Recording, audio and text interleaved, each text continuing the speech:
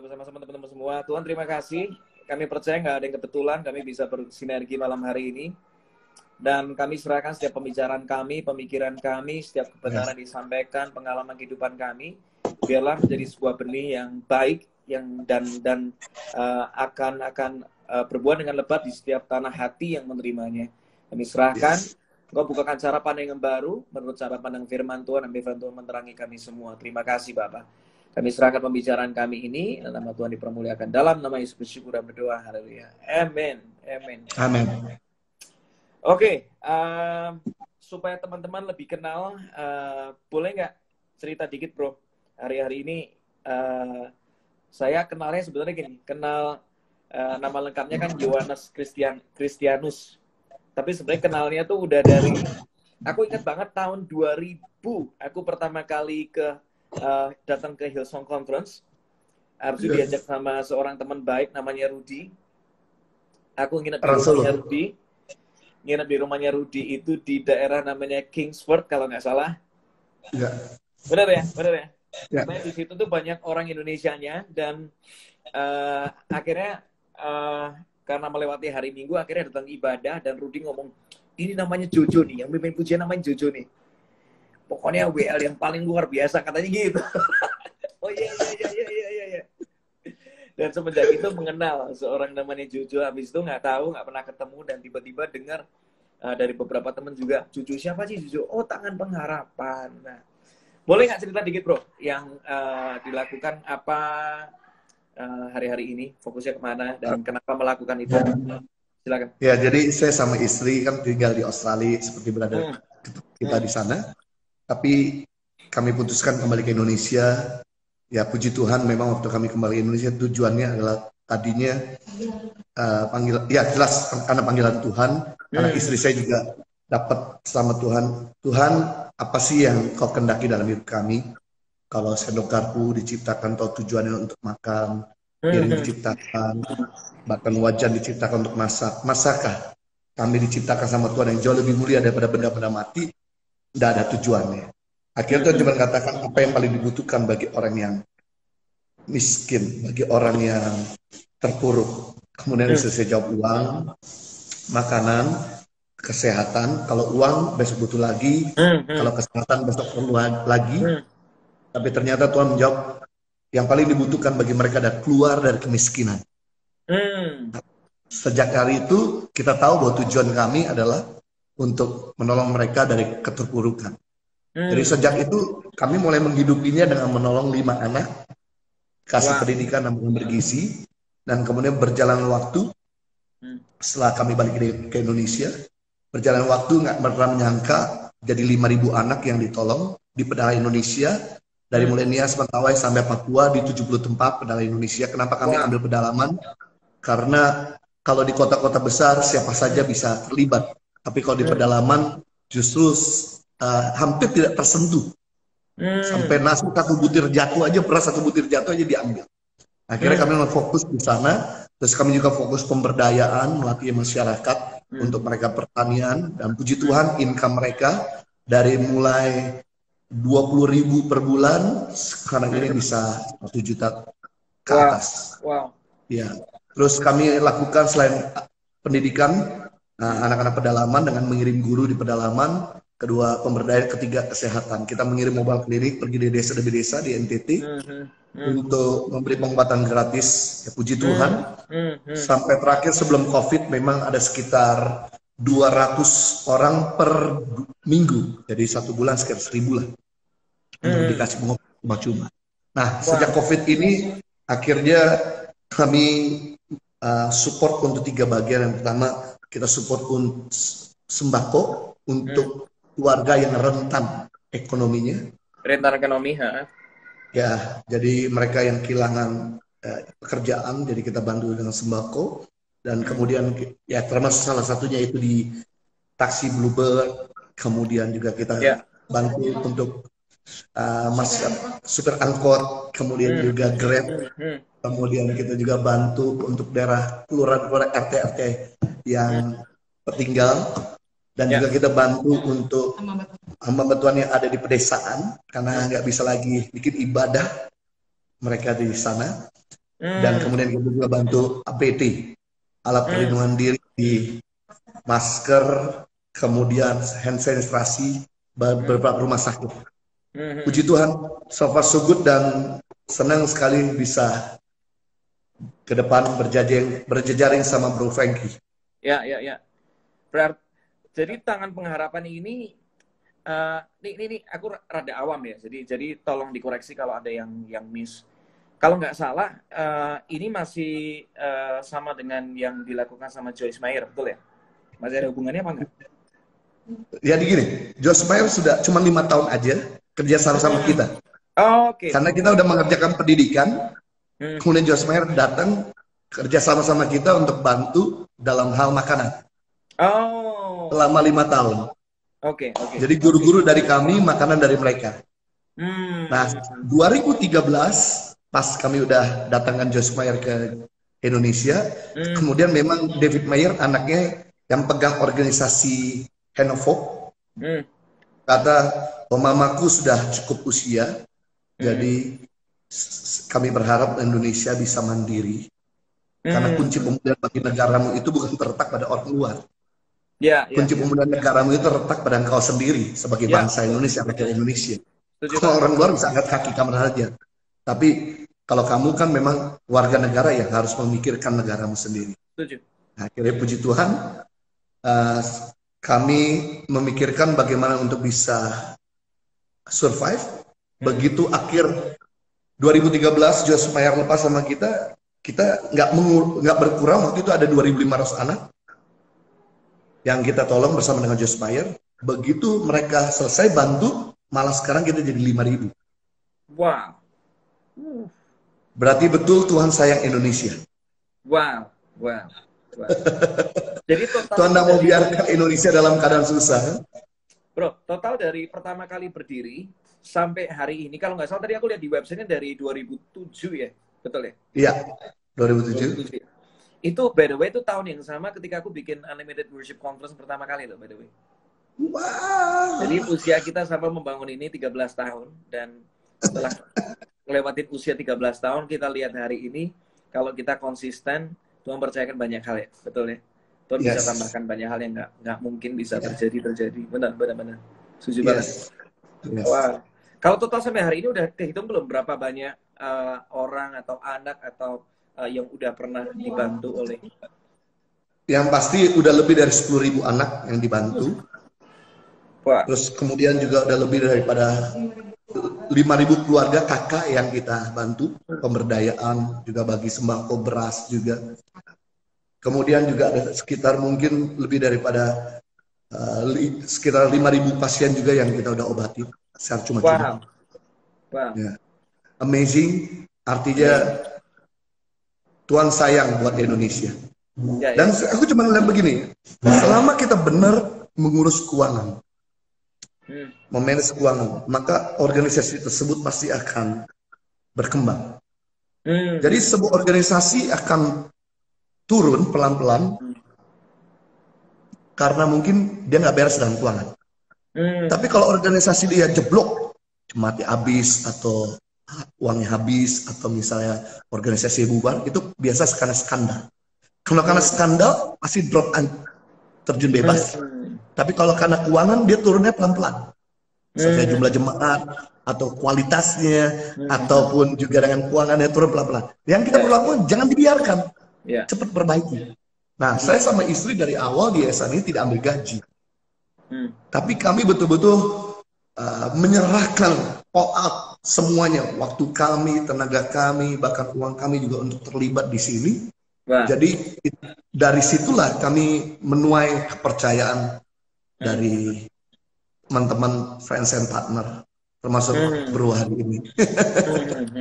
Ya. Menarik. Nah, malam hari ini kita punya topik yang seringkali kalau kita nggak punya cara pandang yang benar, itu bisa membuat cara kita hidup, cara kita berpikir, cara kita berinteraksi dari orang seringkali bisa jadi salah. Nah, nanti ada tujuannya kenapa saya kepengen menyampaikan ini. nanti endingnya nanti kita bakal ngomong sesuatu, sebuah campaign yang kita lagi mau lagi sinergikan bersama-sama. Dan by the way, saya nggak pernah melakukan ini sebelumnya, jadi ini benar-benar yang pertama. Hopefully yang pertama ini akan menghasilkan langkah-langkah berikutnya. Jadi topiknya, tema yang kita mau bahas malam hari ini adalah kaya atau miskin itu menurut Alkitab parameternya apa sih? Itu menarik gitu. Karena gini, zaman dulu saya pernah mendengar gitu, kadang-kadang ya jujur aja di gereja gitu ada pendeta pernah ngomong zaman dulu banget gitu, nggak apa-apa asal kita nih miskin di bumi tapi kita pasti kaya kok di surga. Itu kan seringkali kata-kata yang seringkali diucapkan gitu sebagai penghiburan, nggak apa-apa miskin ya udahlah nggak usah yang gimana-gimana, yang penting kita pasti kaya di surga gitu. Nah, tapi dengan berjalannya dengan pertumbuhan iman, tentunya istilah-istilah ini rasanya sesuatu yang kita perlu klarifikasi atau kita perlu lihat dengan benar dari sudut pandang firman Tuhan. Arti kata kaya itu apa sih? Miskin itu apa sih? Karena bahkan menariknya firman Tuhan pernah ngomong di Matius 5, ngomong berbahagialah orang yang miskin di hadapan Allah. Malah miskin katanya bahagia. Ini kan menarik gitu. Ya kan? Malah kalau kaya dikatakan orang kaya susah masuk kerajaan surga. Nah loh, sementara hari ini ngomongin anak muda, kepenginnya semuanya cepet kaya. Alkitab juga ngomong, kalau cepet kaya bisa seringkali bermasalah. Ya kan? Yeah. Hari ini anak muda, dan saya ngelihat kenapa momentum ini, kenapa kita mau bicarakan sekarang, karena gini, saya ngelihat bahwa musim pandemi ini kelihatannya semuanya suruh stay di rumah. Sebenarnya semuanya itu lagi disuruh riset sama Tuhan. Yeah. Lagi disuruh lihat dunia dengan cara pandang yang baru, semuanya disuruh belajar, duduk tenang, diam, ngelihat kiri dan kanan. Karena musim seperti ini sebenarnya ini musim persiapan untuk musim berikutnya bakal datang. Kalau kita nggak ngerti gimana mempersiapkan dengan baik, nggak punya pengetahuan yang luas, nggak punya kebenaran firman Tuhan kita simpan, bisa jadi musim berikutnya kita nggak akan kemana-mana, kita stay di tempat yang sama. Pada firman Tuhan ngomong bahwa Tuhan maunya kita tetap naik dan nggak turun. Kita diangkat sebagai kepala dan bukan ekor, berpengaruh, menjadi inspirasi bagi banyak orang. Nah, apakah benar tuh kepercayaan yang bicara tentang pertanyaan pertama, miskin di bumi nggak apa-apa, tapi yang penting nanti suatu kali kita kaya di surga, katanya gitu. Padahal tadi barusan ngomong, kalau aku lihat Yesus sendiri, kalau aku lihat Yesus sampai punya bendahara loh. Artinya, kalau ada orang yang ditugaskan untuk mengelola keuangan, berarti duitnya gede. Nggak mungkin uangnya kecil. Nah ini gimana nih? Ini gimana? Ini butuh. Makanya saya ngajak seseorang yang sudah menghidupi area ini, ngerti arti kekayaan apa, ngerti arti miskin dan segala macam itu apa. Bisa nggak dijelaskan? Oke, jadi sekali lagi mengenai pepatah jadul, lebih baik miskin di bumi dan kaya di surga, itu adalah pilihan sendiri.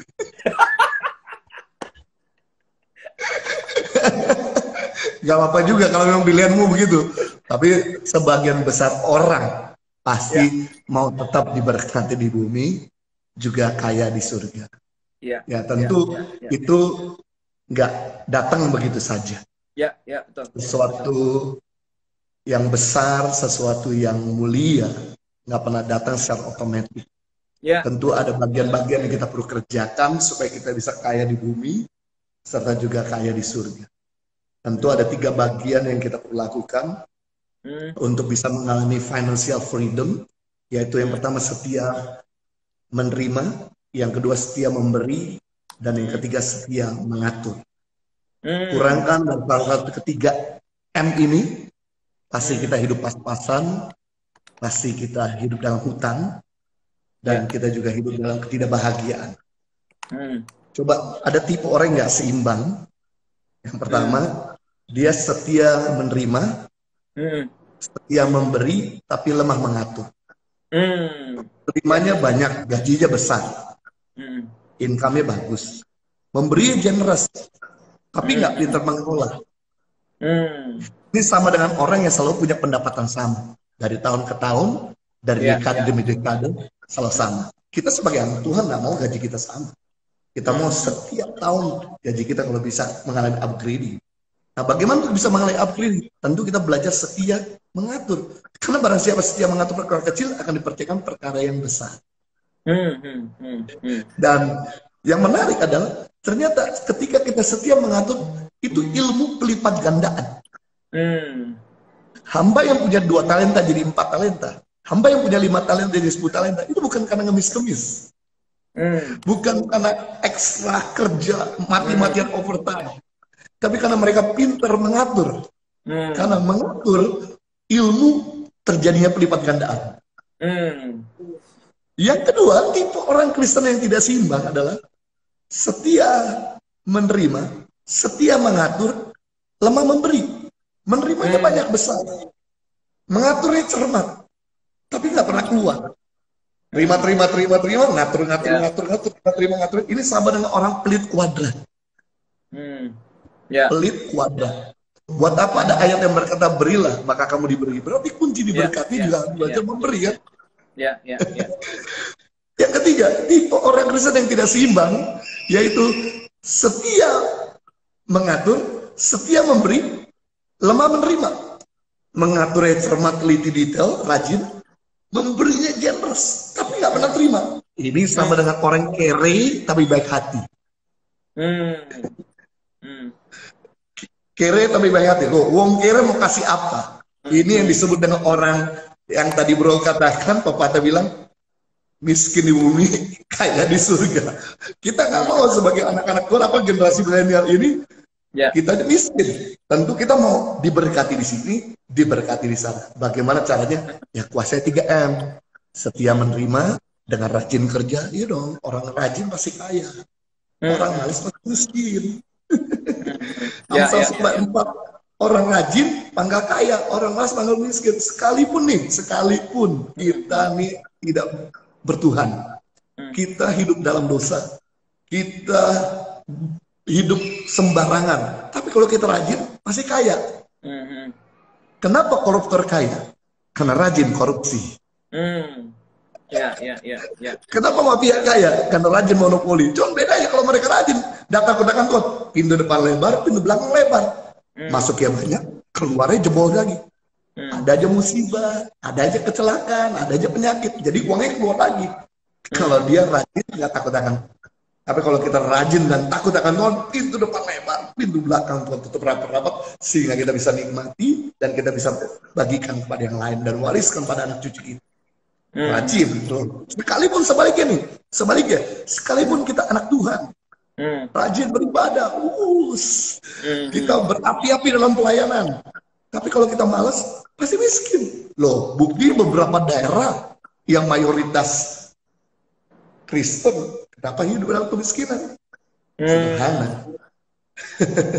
Karena mungkin mereka kurang rajin. Nah, rajin ini cuma simple.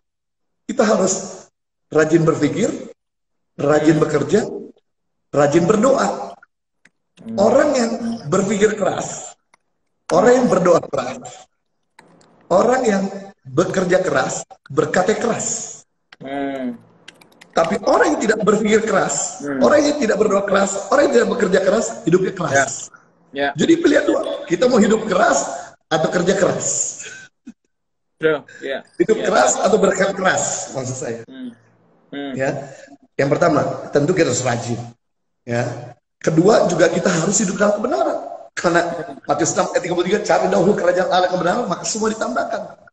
Sekalipun kita rajin, kalau kita nggak benar, ya udah. Coba kita rajin nyuri, jebol juga. Kita rajin korupsi, jebol juga. Kita rajin bekerja, kita kreatif, bagus, tapi hidupnya selingkuh sana, selingkuh sini. Ya nggak diberkati. Kita rajin bisnis, tapi nipu sana, nipu sini. Ya, kita nggak menuai kepercayaan. Kebenaran menuai kepercayaan. Ketidakbenaran akan membuat kita kehilangan kepercayaan. Wow, good point. Iya kan? Yang kedua, kita harus setia memberi. Tadi kan setia menerima dengan rajin kerja. Yang kedua, setia memberi. Karena memberi ada kunci diberkati. Firman Tuhan berkata, berilah maka kamu diberi. Jadi firman Tuhan menarik sekali, mengajarkan pada kita paradoks yang berbeda dengan filosofi dunia. Filosofi dunia berkata take and give. Terima dulu baru Tuhan bisa bagi. Kalau kita terima take and give, kita kapan bisa mulai? Kapan kita bisa memberkati? Kalau kita nggak punya, berarti kita nggak bisa beri. Kalau kita pakai sistem dunia, filosofi dunia, take and give, yang kedua, kita ini akan selalu kembali netral. Terima satu bagi satu, terima 1 juta bagi 1 juta. Jadi kembali lagi nol. Tapi filosofi kerajaan Allah menarik. Give, it will given to you. Beri, maka kamu akan diberi. Berarti dia mengajarkan untuk melangkah dulu, beri dulu, korban dulu, sakit dulu. Berkati dulu orang lain, maka kita akan diberi. Makanya ada firman Tuhan berkata, ada orang menebar harta begitu luar biasa, selalu berkelimpahan. Namun ada orang menahan harta begitu luar biasa, selalu berkekurangan. True. Berarti memberi adalah garansi atau jaminan hidup dalam kelimpahan. Good point. Yang ketiga, selain setia menerima, setia memberi, setia mengatur. Kita harus bijak mengatur setiap yang Tuhan percayakan sama kita. Kita kelola dengan baik. Jadi begitu dapat income di akhir bulan, langsung kita kelola tuh dengan bijak. 60% kita nikmati, 20% investasikan, 10% kembalikan apa jadi bagian Tuhan, 10% lagi bisa tabur yang lain. Nah kalau kita terima income kita keruk sendiri, gimana Tuhan mau percayakan yang lebih besar? Lu gua kasih aja kecil, lu ambil semua, lu gua kasih banyak, udah makin jadi penyakit. Jadi, tapi kalau kita bijaksana mengatur, wah luar biasa sekali. Ya, permulaan begini, kenapa yayasan ini bisa berdiri? Karena istriku Henny, dia adalah orang yang cukup pinter mengelola keuangan, artinya dana yang masuk dicatat, dana yang keluar dicatat juga. Sehingga kita bisa tahu neraca keuangan kita sehat atau tidak. Kalau kita nggak pernah catat pemasukan dan pengeluaran, kita nggak akan pernah tahu bahwa kita punya neraca keuangan tuh baik atau tidak. Sampai kita catat baru kita tahu, oh ternyata pengeluaran kita lebih besar dari pemasukan. Ya udah, karena kita udah catat jadi kita tahu, tinggal eliminasi aja. Oh mungkin karena kebanyakan jalan-jalan, oh mungkin kebanyakan entertainment, tinggal dikurangin. Misalnya pendapatan sama pemasukan sama, bagus. Tapi jangan berhenti di situ. Kalau bisa turunkan pengeluaranmu supaya pendapatan bisa lebih besar daripada pengeluaran. Sebab kalau kita nggak pernah tekan pengeluaran kita, sebesar apapun income kita akan selalu jebol. Banyak sekali artis-artis kan yang income-nya besar, tapi pengeluarannya ikut besar. Jadi kita harus belajar berkata tidak, berkata cukup. Dengan kita belajar berkata cukup, kita sedang mengolah tentang keuangan kita. Karena orang berkata cukup bukan orang berkekurangan, orang berkata cukup adalah orang yang bisa menguasai diri. Dan orang menguasai diri melebihi seorang pahlawan yang pertama, yang kedua melebihi seorang merebut kota. Kita Amsal berkata. Jadi kita dikatakan lebih daripada pemenang bukan karena kita pintar nyanyi lagu lebih daripada pemenang. Kita dikatakan lebih daripada pemenang karena kita bisa menguasai diri. Coba kalau kita buktinya, banyak orang nyanyi lagu lebih daripada pemenang, nggak pernah menang tuh dalam kesuciannya, nggak pernah menang dalam hubungannya, nggak pernah menang di dalam pekerjaannya. Jadi untuk kita menang dalam hubungan, menang dalam kesucian, menang dalam perkataan, kita harus belajar menguasai diri. Good point. Ketika kita bisa setia menerima, setia memberi, setia mengatur, udah itu yang disebut dengan diberkati di bumi, diberkati di surga. Ya. Permasalahan kadang-kadang juga gini, ada dua hal. Yang pertama gini, apakah kekayaan, kalau bicara kekayaan itu apakah kita tuh mencatat cuma bicara harta benda atau hal yang lain ya? Kalau bicara kekayaan. Kalau kekayaan menurut firman Tuhan itu bukan harta benda. Artinya kamu bisa menikmati. Kamu bisa enjoy. Banyak orang kaya, minta maaf, berlimpah, tapi nggak bisa enjoy hidup. Keluarganya berantakan. Hidupnya sakit-sakitan.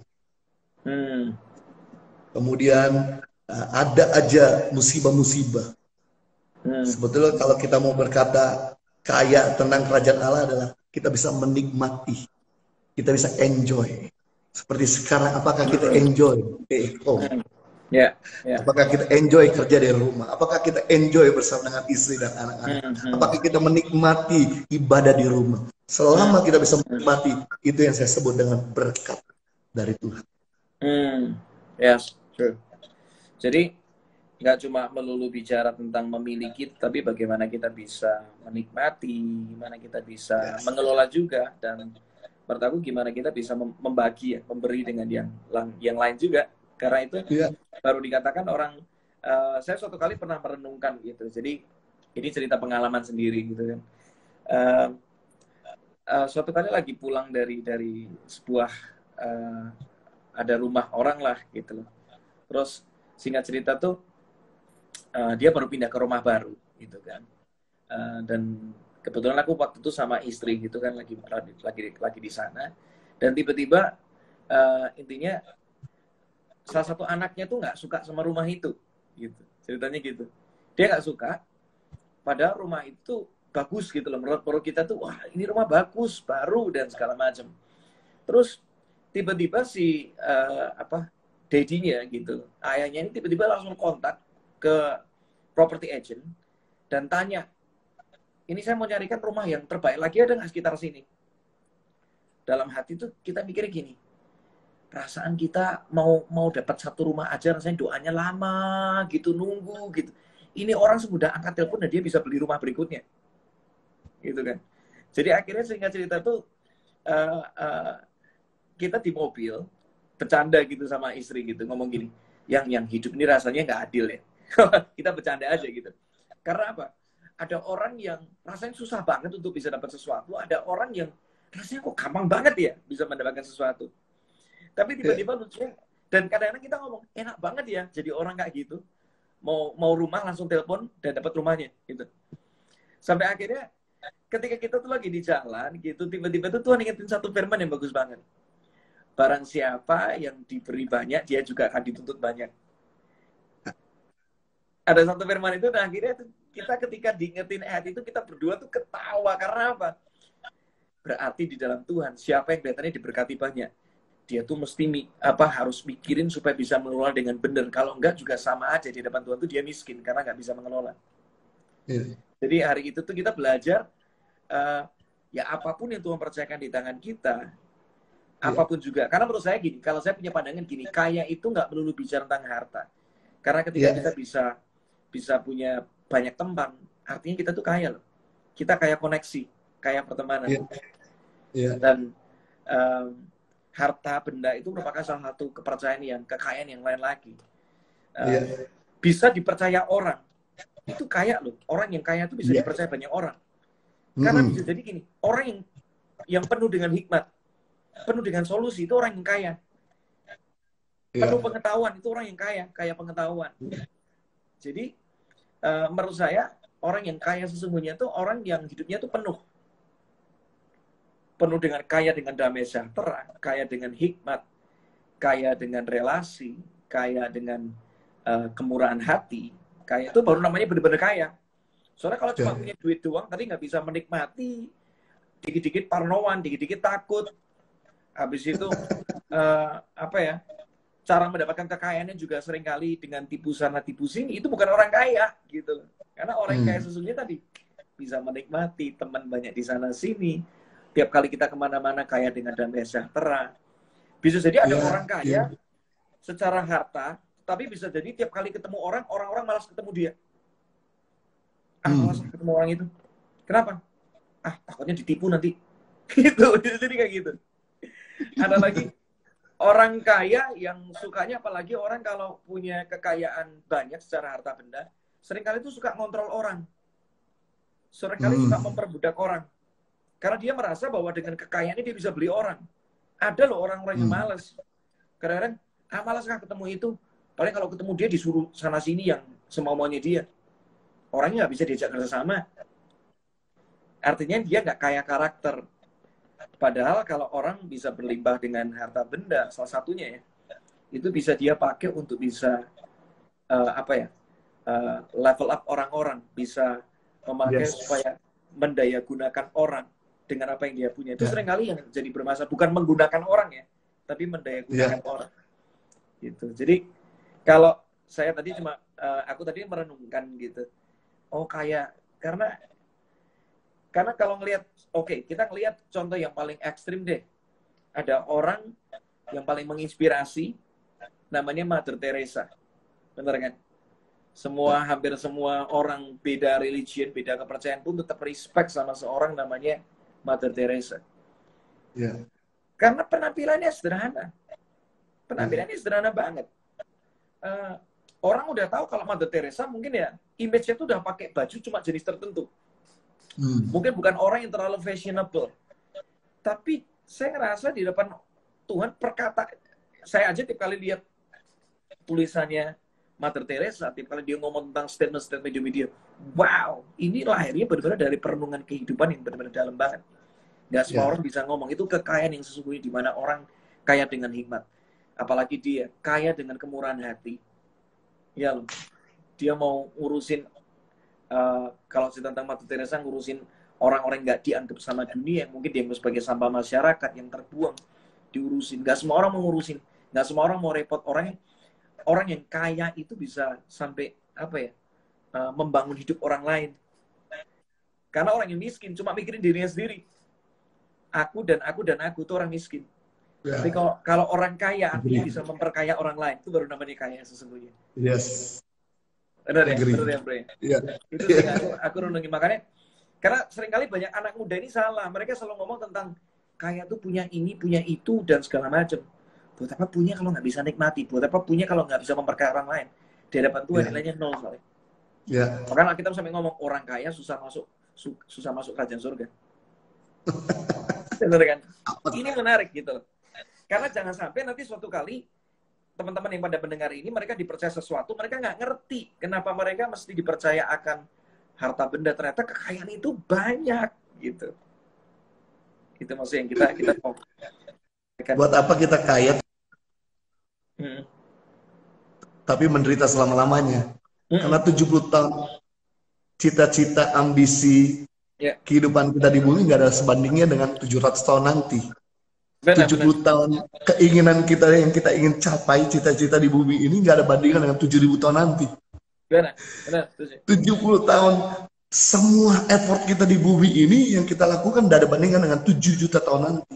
Di mana kita mangga selama-lamanya atau malu selama-lamanya, bahagia selama-lamanya atau menderita selama-lamanya. Jadi penting di sini bahwa kita harus memikirkan future, yaitu eternity kita, bukan cuma sekedar hari ini sementara.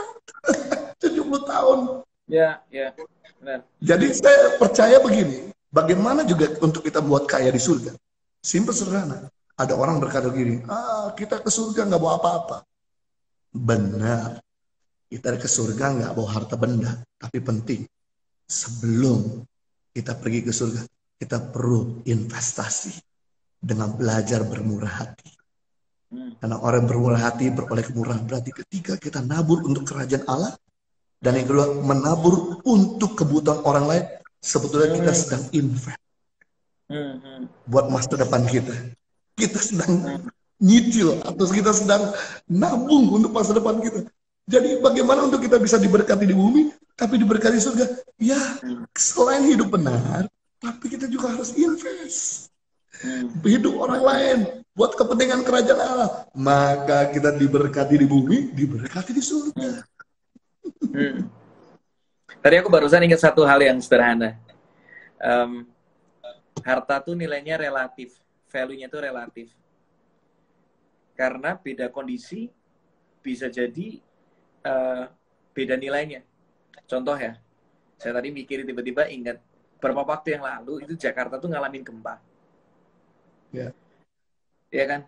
Semua orang keluar dari, aku masih ingat banget, itu aku lagi di Taman Anggrek Mall.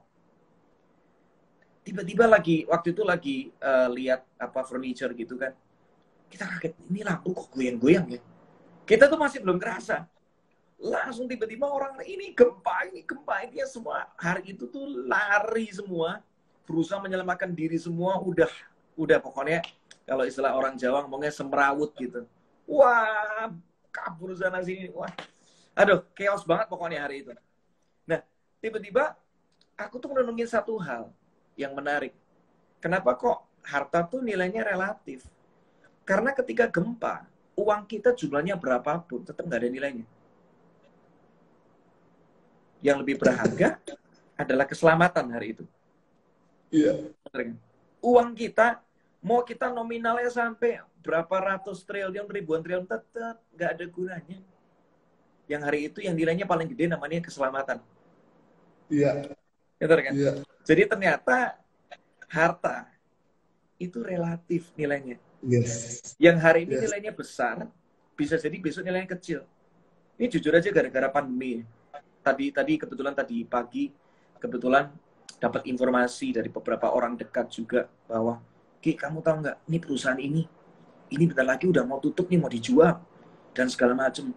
Hari ini banyak pemain besar yang kelihatannya korporasinya besar-besar. Orang kagum sama mereka tentang success story-nya mereka. Hari ini kebanyakan mau dijual semua. Udah kayak nggak ada nilainya. Ya. Manusia benar-benar hari ini kayak dibawa ke titik nol beneran.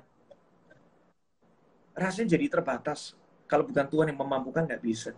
Jadi, aku ngelihat teman-teman, kalau mau ngejar yang sesungguhnya, kejarlah harta yang kekal. Ya. Kalau Anda dipercaya, apapun nilainya, pakailah itu untuk sebuah nilai yang kekal. Dan nilai yang kekal itu selalu bicara tentang apa? Orang lain. Di hadapan Tuhan itu selalu bicara. Karena gini, aku menemukan satu, kita dipromosikan, kita dapat ini, Alkitab nggak pernah nulis dan seluruh malaikat di surga bersuka cita, bersorak-sorai, nggak pernah. Tapi Alkitab ngomong, ketika satu jiwa diselamatkan, itu seluruh malaikat di surga itu bersuka cita, bersorak-sorai. Artinya bagi Tuhan, memperkaya orang, memperhatikan orang, itu bagi Tuhan segala-galanya. Ketika anak muda yang kaya, dia disuruh kasih hartanya sama orang. Ternyata dia lebih cinta hartanya daripada cinta orang-orang yang akan diberkati. Tuhan kenapa cinta Zakeus? Itu karena saya percaya karena dia berani. Dia nggak mau terikat lagi sama hartanya. Tapi dia memikirkan tentang orang-orang yang dicintai Tuhan. Berarti aku harus cinta yang dicintai Tuhan juga. Karena Tuhan punya, kita tahu bahwa Tuhan kita pemilik segala-galanya. Dan bagi Tuhan yang jauh lebih penting adalah supaya manusia ini loh, dimanusiakan gitu. Aku jujur tadi baca-baca dikit tentang tangan pengharapan di websitenya dan aku ngeliat, wow, ini sesuatu yang jujur aja kalau aku mau pribadi ya, ini jauh lebih penting daripada semua pelayanan panggung. Dan mungkin sebentar bro, aku panggil guest dulu, foundernya Tangan Pengharapan yaitu Henny Christianus bisa bersama-sama dengan kita. Halo. Halo Henny. Halo. Halo. Halo Frankie. Ya. Saya nggak sempat ngobrol kemarin. Iya. Tetap bisa melayani bersama. Aku lihat kemarin. Iya, tahu. Karena dia bisa cerita detail-detail tentang Tangan Pengharapan. Iya dong. Udah banyak. Wow. Seneng loh banyak. Hi everyone. Seneng banget. Halo. Siapa tahu nanti dari cita-citanya bisa jadi lagu. kita kan. Waduh, ini followermu banyak sekali ya. Enggak lah. Ada yang say hello, Diva. Hai Diva. Tuh. Mereka pada halo-halo. Iya, thank you loh mau kerja sama Tangan Pengharapan. Seneng banget. Mungkin kau bisa sharing. Aku boleh. Sharing apa? Tangan Pengharapan sama yang kedua. Tadi tentang itu ya, tentang. Boleh nggak yang teman-teman rasanya perlu update yang lagi dikerjakan sama Tangan Pengharapan, terutama di season hari-hari ini nih, menghadapi pandemi ini gimana? Karena saya kemarin kebetulan lagi ngobrol juga sama beberapa yayasan yang lain dan mereka cerita pandemi ini membawa dampak yang luar biasa banget.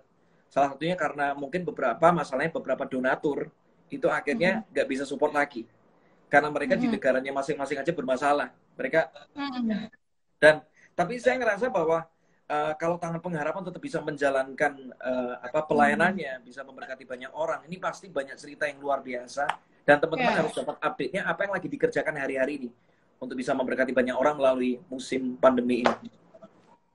Ya, jadi saya sama Jojo, kami berdua kan waktu pandemi ini mulai, kami ngalamin musibah juga secara pribadi ya. Oke. Karena kami berdua ini adalah itinerary preacher, jadi diundang untuk khotbah kemana-mana gitu, dan kami hidup dari situ. Dan kalau kasarnya kalau nggak khotbah nggak makan, bro. Nah, tapi kekhawatiran kami itu ternyata tidak beralasan ya, karena kami seberdua ngalamin banget. Justru dalam 2 bulan kami nggak khotbah keliling, pemeliharaan Tuhan tuh luar biasa gitu. Kami tuh harus bayar KPR rumah, uang sekolah anak jalan terus, gaji pembantu jalan, dan semuanya kami bisa cover. Tuhan pelihara kami. Jadi sama sekali nggak punya alasan untuk takut, dan justru kami malah jadi mikirin hamba-hamba Tuhan lain yang hidupnya seperti kami gitu loh. Kita aja ngalamin masalah kayak gini, nggak punya pemasukan karena pandemi COVID-19, gimana hamba-hamba Tuhan lain ya. Akhirnya saya bilang sama Jojo, dari berapa persen berkat yang kami pribadi peroleh, kami sisihkan untuk bantuin teman-teman lain gitu. Jadi kita mulai cari tahu hamba-hamba Tuhan, khususnya di pelosok-pelosok yang gerejanya kecil, jemaatnya kecil, dan nggak bisa ibadah online ya, bro. Kalau gereja besar kan, gereja online kan persembahan transfer tuh.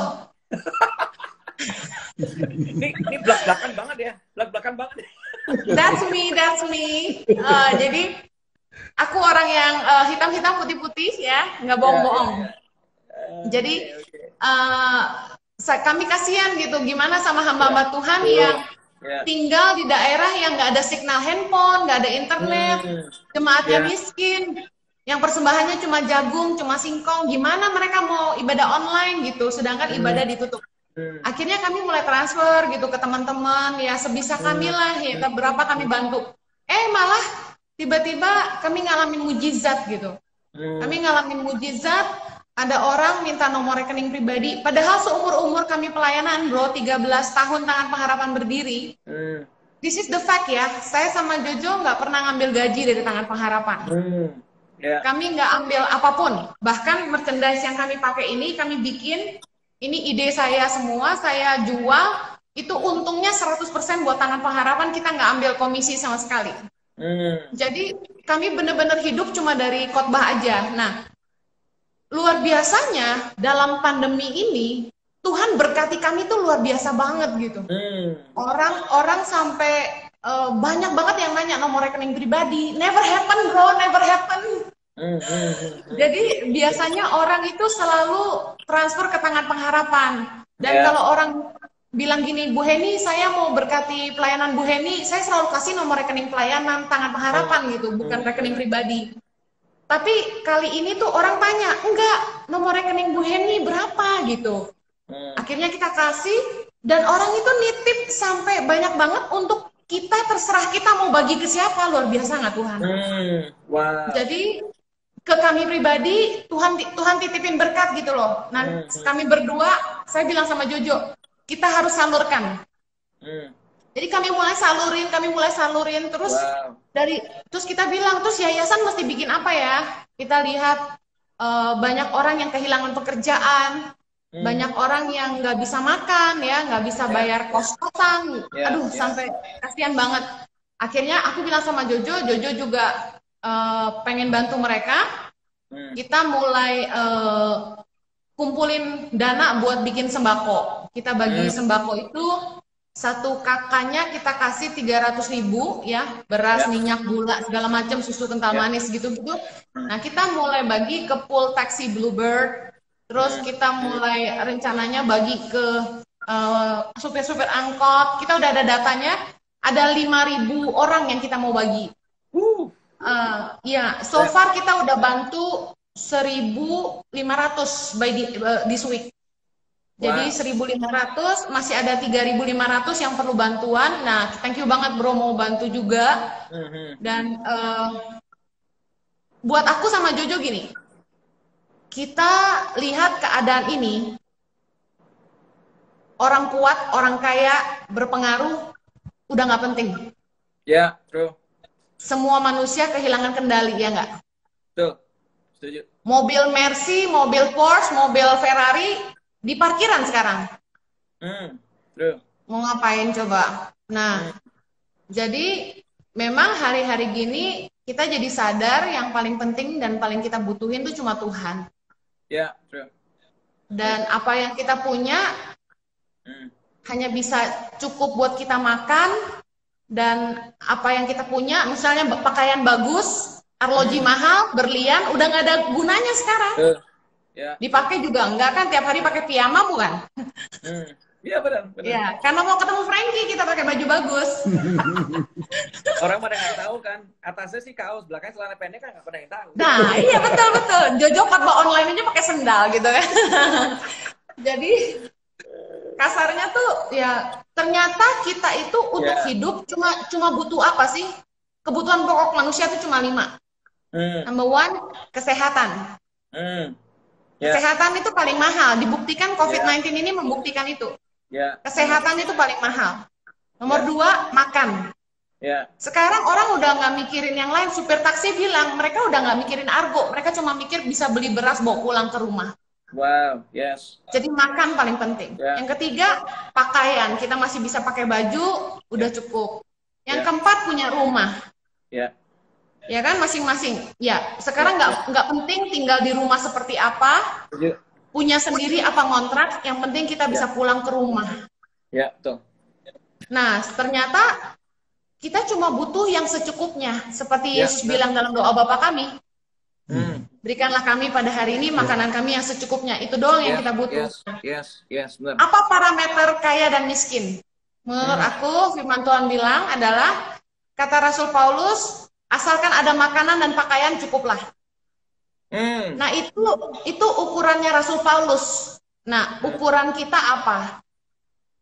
Kalau aku bilang, asalkan kita bisa sehat, kita bisa makan, kita masih punya pakaian, kita punya tempat tinggal, rumah buat keluarga kita, udah cukup.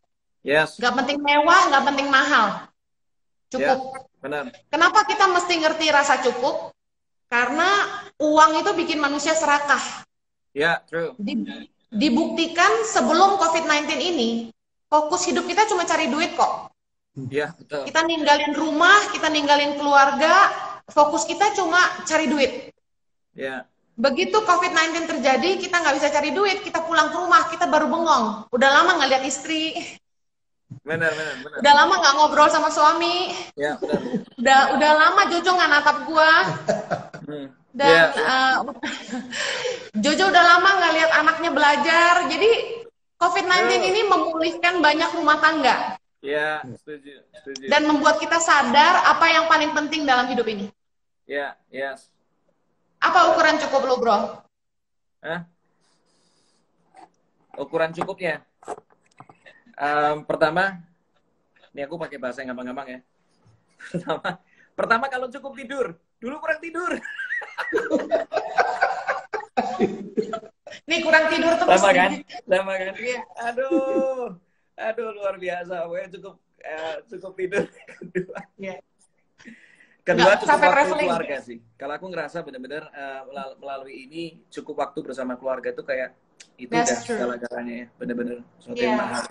Itu investasi yang besar, yang paling besar, paling terutama.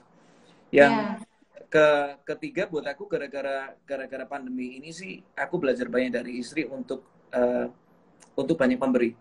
Kayak kita beberapa hari terakhir ini belajar untuk melakukan hal kecil. Contoh misalnya kita nge-packing sembako gitu dengan yang kita bisa lakukan berapa puluh biji kita keliling daerah komplek rumah kita sampai dari kita kan tinggalnya di Green Lake City sampai ke daerah BSD sana. Cari orang-orang pemulung atau apa ya, kita intinya samperin mereka, habis itu kasih bantuan ke mereka. Dan saya ngerasa ketika kita cukup dalam memberi, artinya berlimpah dalam pemberian itu, sukacitanya beda banget. Terakhir tuh aku udah mulai mikir, ini terutama kalau ngomong tentang pelayanan yang bicara tentang pelayanan mimbar ya, sampai aku mikir, ini ada sesuatu yang perlu disehatkan kembali deh dari pelayanan ini. Karena orang kalau udah kelamaan di mimbar, kadang-kadang lupa turun mimbar. Jadi dia merasa yang seru itu cuma urusan panggung, ternyata enggak gitu. Yang jauh lebih penting dari cuma ada di panggung adalah gimana? Karena gini, lama kita di panggung dan lama kita di bawah panggung sebenarnya lebih banyak lama di bawah panggung. Iya. Itu yang perlu dipikirkan. Dan apa yang Iya. bisa berdampak di atas panggung adalah ketika kita menghidupi apa yang di bawah panggung dengan benar. That's Jadi makanya true. dengan hari-hari ini aku belajar banget untuk intinya salah satu kenapa mau bersinergi dengan Tangan Pengharapan karena aku ngeliat ini waktunya deh ada sesuatu yang baru yang Tuhan mau percayakan yang aku nggak pernah lakukan sebelumnya. Triggernya pertama gara-gara ngelihat Sydney juga sih, by the way. Sydney kapan tadi kan bikin campaign sama Peduli Sehat. Dan itu luar biasa banget gitu loh. Pertama targetnya sekitar 200 juta lebih. Dan cuma dalam hitungan sekian jam targetnya udah tercapai. Langsung digedein jadi 500 juta sehingga bisa untuk reach sekitar 1.500 APD. Dan itu cuma dicapai dalam 17 jam. Wow. Hari itu tuh kayak ngelihat, wow. Maksudnya gini, pengaruh yang Tuhan berikan ke kita itu harus kita pakai manfaatnya bukan buat kita tapi buat banyak orang di sekitar kita. Iya. Agree. Makanya akhirnya aku mikir aku kontak siapa ya? Ingatnya Jojo. Nggak ada yang lain aku ingat. Kalau urusan ginian aku ingatnya cuma Jojo. Makanya aku langsung kontak. Mungkin nggak gini-gini kita bisa bikin apa ya? Gini-gini aku mikir. Sampai kemarin juga aku sangat enjoy ketika bikin desainnya dan segala macam. Bener-bener seneng aja gitu melakukannya. Karena kita kayak lagi apa ya? Mungkin purpose kita, sikap hati kita, motivasi kita lagi dibenerin gitu loh. The why we do what we do-nya jadi lebih kuat lagi. Itu sih. Kalau menurut aku sih. Terus sih. So, ini waktu kita bentar lagi habis, tinggal nggak sampai 5 menit lagi. So, I think kita mau ngomong tentang campaign kita bersama ya. Ya. Boleh ya. Aku jadi, kalian boleh sharing nggak? Kemarin kan kita udah ngomongin tentang profil yang kita mau bantu. Boleh cerita dikit nggak? Kenapa mereka butuh dibantu sih? Contoh kemarin tadi ngomong tentang targetnya kan aku campaign ini kan kita namakan 5.000 bantuan langsung untuk kemanusiaan.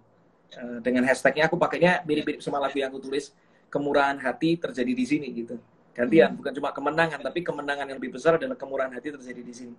Boleh kasih tahu nggak kenapa profil itu yang dipilih? Kalau nggak salah ada sekitar targetnya kan setiap minggu kalau nggak salah ada 5.000 kepala keluarga yang mau dibantu dan ada hamba Tuhan juga di 500 ya 500. Jadi jadi gini, rupanya Indonesia sejak COVID-19 ini 81% orang kehilangan pekerjaan.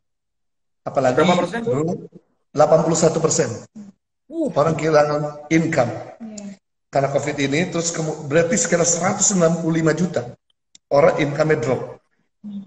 Berarti yang 19% wajib menopang yang 81%. Wah. Ya. Kita ini berkati, firman Tuhan berkata kita yang kuat terus menanggung yang lemah, kita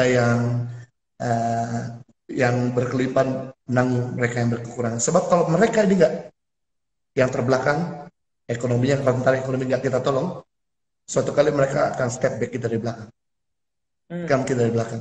Kita nggak mau terjadi Mei 98. Bagaimana caranya? Bantu mereka yang ada di belakang. Ya. Setuju. Dengan kita menolong mereka, sedang menolong diri kita dan anak cucu kita juga untuk hidup damai di Indonesia. Ketika mereka udah kenyang, ketika mereka dibantu suatu kali mereka berdiri, dia akan support itu. Karena kemarin terjadi di India, ada satu ibu udah nggak dapat lagi income dari suaminya, akhirnya dia bawa 5 anaknya, masih usia 4 tahun, 6 tahun, 8 tahun, 10 tahun, dan 12 tahun, dibuang ke sungai Ganggang. Dan kemudian dia bunuh diri. Dia sadar begitu dia nyemplung, akhirnya dia ke pinggir, tapi 5 anaknya nggak terselamatkan meninggal.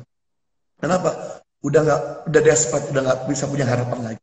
Nah itu sebabnya kenapa kita perlu tolong mereka punya income harian seperti Grab car, supir angkot, kemudian juga supir taksi, karena mereka betul-betul dari income mereka 150.000, sekarang 30.000 aja sudah bagus. Untuk bayar bensin aja udah nggak mampu. Makanya dengan kita support ini paling tidak buat mereka bisa merasakan kebaikan Tuhan. Berkat yang kita salurkan nggak akan pernah membuat kita miskin, tapi justru membuat mata orang tersebut bisa melihat Tuhan dalam hidup. Yes. Sama supaya jangan ada huru hara ya di Jakarta. Ya, setuju. Jadi sebisa mungkin kita yang masih kuat kita bantu yang lemah lah. Ya. Saatnya kita berkata cukup buat diri kita sendiri supaya kita punya lebih buat orang lain. Setuju. So, ada satu firman Tuhan yang bagus banget dikatakan jadilah murah hati seperti Bapamu itu murah hati. Kita ngomong kayak gitu. Dan aku baca beberapa murah hati. Matius 5 ayat 7. Berbahagialah orang yang murah hati karena mereka beroleh kemurahan. Murah hati itu arti gini, mudah membagi, mudah mengampuni, mudah menaruh belas kasihan, mudah mengerti. Lawan dari murah hati, simple, mahal hati. Mahal hati artinya gini, sukar membagi, sukar mengerti, sukar menaruh belas kasihan. Tapi orang yang murah hati beroleh kemurahan, berarti kunci untuk jaminan hidup dalam anugerah Tuhan, murah hati. Ada satu ayat juga yang aku ingat, Mazmur 41 ayat 2, dikatakan, berbahagialah orang yang memperhatikan orang yang lemah, Tuhan akan menolong dia di waktu kesesakan. Itu ayat itu aku baca memberkati banget gitu. Jadi makanya akhirnya kita sinergi sekarang, tinggal 1 menit lagi waktunya, kita bikin campaign simple banget, 5.000 bantuan langsung kemanusiaan, dan per orang minimal Anda bisa kasih minimalnya 50.000. Jadi kalau misalnya ada 5.000 teman-teman kita bergerak bersama-sama, tadi sore saya minta Andi Ambarita untuk posting juga, dan dia udah posting di story-nya dia. Sama saya kasih beberapa teman link dan sana-sini, intinya bergerak bersama-sama deh. Kita percaya bahwa semua ini, kalau para influencer yang punya followers banyak ini, mereka bisa menyuarakan ini, kemurahan hati ini bersama-sama, saya percaya akan banyak bantuan untuk kita bisa memberkati banyak orang. So, 5.000 kalau bergerak bersama-sama, per orang minimal 50.000, I think influence-nya bakal luar biasa banget. So, teman-teman bisa langsung aja ke akunnya Yayasan Tangga Pengharapan. Saya udah kasih itu di pin komen yang saya pin, ada di BCA 065 30 80040. So, dan Anda bisa lihat juga infonya di Instagram saya. Oke? So, waktu kita udah habis. Tinggal 1 menit terakhir. Ada pesan-pesan nggak dari Henny sama Juju? Mungkin brother bisa kasih pesan bahwa mengenai rencana juga mau support buat musisi-musician. Ya. Ada satu lagi, sebenarnya saya memang nggak publish ini di luar, tetapi saya mendengar hari ini banyak sekali teman-teman musisi dan kru musik yang karena pandemi ini mereka tiba-tiba kehilangan pekerjaan, dan mereka sebenarnya hidupnya benar-benar bukan hidup gajian, mereka hidupnya itu benar-benar harian. Gara-gara mereka nge-gig ataupun support sebuah event, mereka baru dapat penghasilan. Nah, dengan adanya kondisi pandemi ini, langsung habis semua. Masalah mereka punya keluarga, dan kasihan banget. Saya mendengar banyak cerita yang benar-benar, aduh, miris deh hati kalau dengar. Karena itu kerinduan saya nanti ada sebagian dana yang kami akan sisihkan untuk bisa support mereka. By the way, saya udah kumpulin datanya lumayan banyak, ada sekitar 50 teman-teman yang udah ada, datanya udah dapat semua. Jadi nanti pengennya kenapa data ini harus ada, supaya nanti ketika disalurkan semua ada reportnya. Dan saya nanti pengen minta mereka juga kasih report ke kita juga. Gitu. So, seru banget. Satu kemurahan hati ternyata menarik kemurahan hati yang lain juga ikut-ikutan bersama-sama. Thank you udah menginspirasi, beneran. Thank you so much, bro. Henny dan Juju. Thank you. Setelah pandemi kita ini ketemuan ya, ngopi-ngopi bareng ya. Seru. Yes. Together we make Indonesia a better place. Yes. Okay. Thank you, Tom Brian. God bless you guys. Thank you teman-teman yang sudah gabung. God bless.